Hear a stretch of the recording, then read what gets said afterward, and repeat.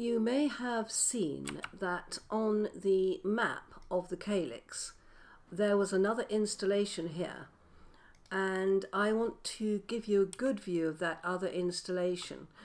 Before I do, it is a beautiful day, so we might just take a quick photo of the calyx. It looks superb in this light. Okay, there we go. Right, let's hop over here, and you can see, get this on, ahead of us. And yes, I have stopped time to get here in the morning. When we get there, I will start time again. But you can see on the distance, this is what I suspected it is, which is the most, I think, one of the most beautiful Better Builds ruins. I'm sounding a little bit husky in my voice because I'm recovering from an extremely bad cold. Now coming through here, approach it from this end. So this is the west end of it, and again, let's look at the map. Let's go right in detail. So it is in the shape of a cross. Now, this I find really, really beautiful. It is a sunken ruin. Let's just start time again. And if you're not used to this, it's time, space, resume. Oh, will it do it with capitals? And yes, it will. Okay, and you can see we've resumed time because the foliage starts moving again. And it is so incredibly pretty.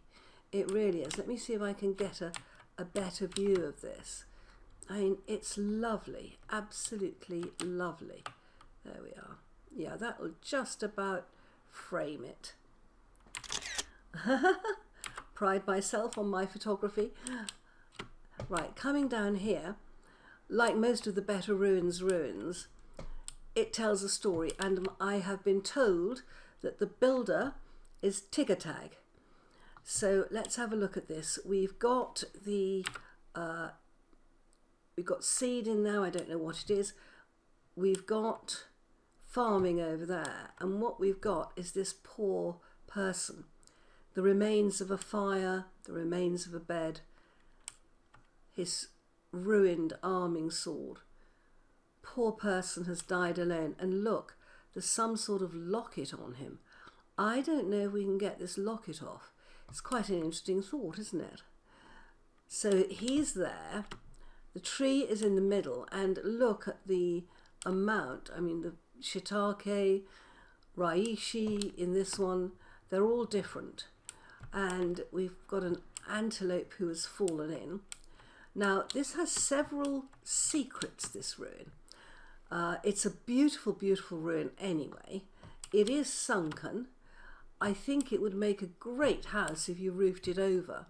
It's got its own pond or well under here, and I'm not going to go under, but if you dig up where this shell is, you will find a ruin head.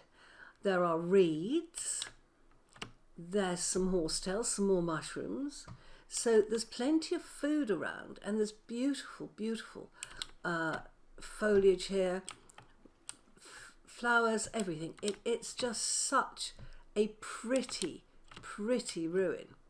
And at first I thought this was just a pond. I hadn't thought of digging under it until someone gave me the hint about this shell. But it has got its own secrets. So firstly, if we go into, well, just get my orientation right here. Yeah, I dug into this side to see what was there, and I wasn't aware, but there is an aphid's nest here. I don't think there's much else, but there is this beautiful schematic, and we can break that, I believe, and take it back with us. So that's a fun thing to find. Aphid's nests, not so fun, but nonetheless they are there in force.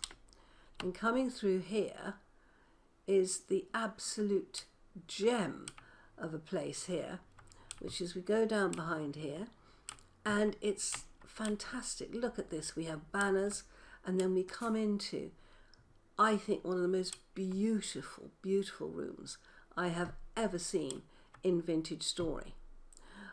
We have torch holders.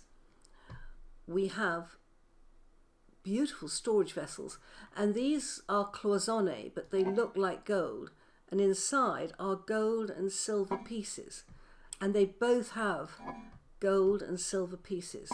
Another torch holder there. You can take this out with a pickaxe and take it home with you. There's an emerald, a gold bar.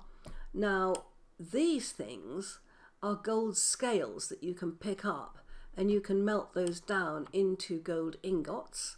I have tried taking up these gold piles. I can take them up, but I can't turn them back into bits of gold. We've got metal tablets, so obviously, you know, this was somewhere that they wanted someone to be remembered.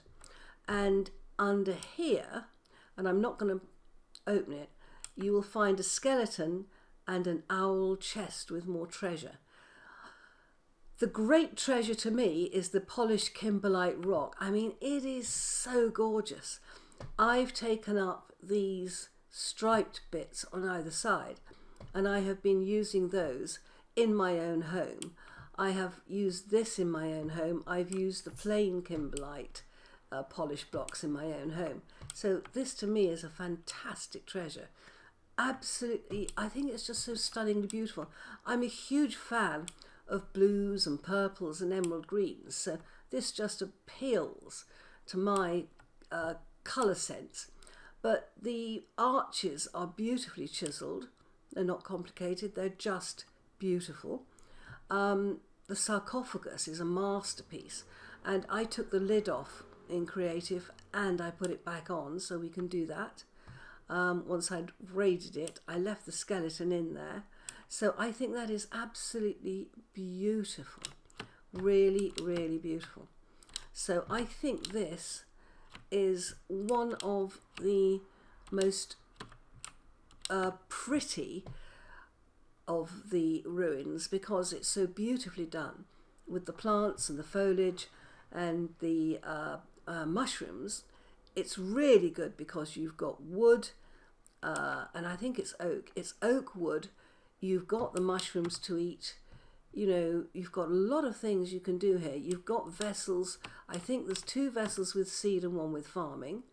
Not so sure about the locusts being a positive, but there you go. And it's underneath. It's got this stunning chamber, which gives you gold and silver and things like that. So it's absolutely spectacular. This is the second one I found, and both of mine have manifested in deserts. So it's a beautiful, beautiful oasis. A sad story, but if you find this early in the game, a real resource, real resource. Just be careful which end you dig in, because one of them has aphids or sides and the other has real treasure. So this to me is an absolutely beautiful ruin. It's full of excellent loot, and that burial chamber, oh, so gorgeous. Bye bye, my friends.